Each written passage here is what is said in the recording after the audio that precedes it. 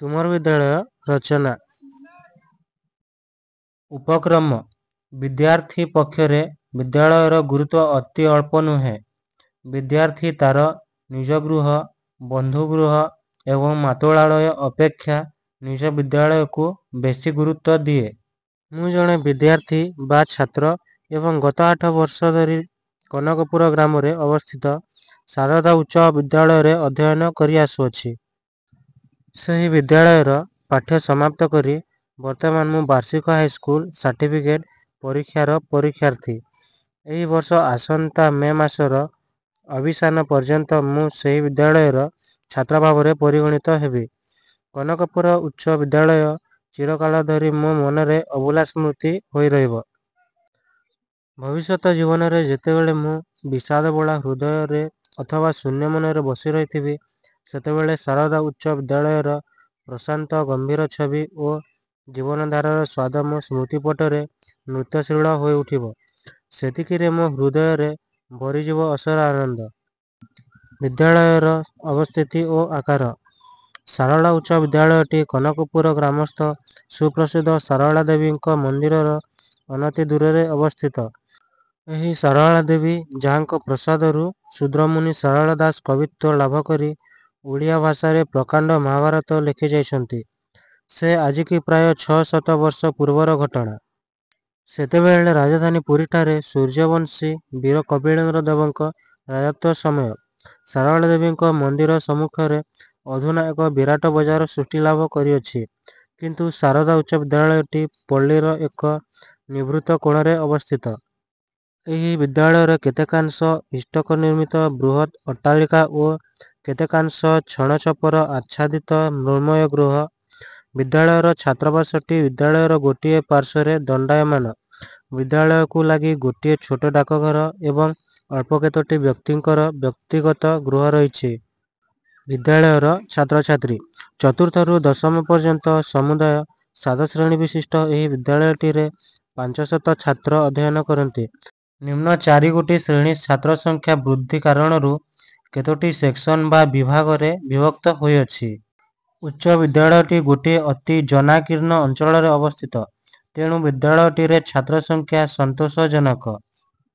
सहरा कंटापड़ा और उत्तरकूल प्रभृति ग्राम गुड़िकरे थिबा मध्य इंग्राजी विद्यालय गुड़िकरू उत्तीर्ण हेउथिबा छात्र माने आसी शारदा उच्च विद्यालय रे नाम लेखांती। छात्र संख्या तुलन में छात्र मानक संख्या अत्यल्प हेले मध्य अन्यान्य विद्यालय तुलन में बहुत बेसी। शिक्षक एवं अन्यान्य कर्मचारी शारदा उच्च विद्यालयर शिक्षक संख्या 18। समस्त शिक्षक उच्च उपाधिधारी एवं तालीम प्राप्त। प्रधान शिक्षक श्रीयुक्त अनंतचरण महांती बीएडी एडी इंग्राजी भाषा रे व्युत्पत्ति लगी सुप्रसिद्ध। संस्कृत पंडित श्रीयुक्त मकरानंद साहित्याचार्य संस्कृत रे छात्रोपयोगी बहु उपादेय ग्रंथर प्रणेता। एमानक व्यतीत विद्यालय रे जड़े सुदक्ष ऑफिस असिस्टेंट श्रीयुक्त अभिमन्यु महांती एवं 2 जण पियन और जड़े चपरासी रही। शारदा उच्च विद्यालयटी प्रथमे गोटे घरोई स्कूल थिला। एबे यह सरकारी स्तर रे गोटे ख श्रेणी विद्यालय रे परिणत होइअछि। विद्यालयर छात्रावास एही विद्यालयर छात्रावास रे सर्वमोट 40 जण छात्र रहंती। एमानकर तत्व नेवा पई जणे परिचालक नियुक्त होइथांती।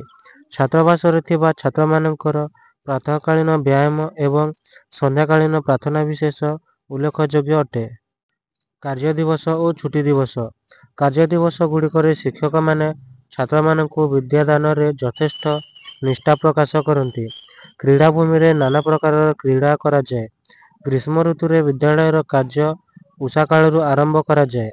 अन्य ऋतु रे यह पूर्वाह्न 10:30 घटिकार आरंभ करा जाए। स्कूल रो घंटा ध्वनि द्वारा पीरियड बा निर्घंट गुड़िक नियंत्रित हुए। विद्यालय रे वर्ष रे सर्वमोट 84 दिन छुट्टी हुए। एथिमध्यरु ग्रीष्मावकाश सबुठारु बड़ी दीर्घ। विद्यालयर विभिन्न उत्सव एही विद्यालय रे प्रतिवर्ष नाना उत्सव पालित हुए।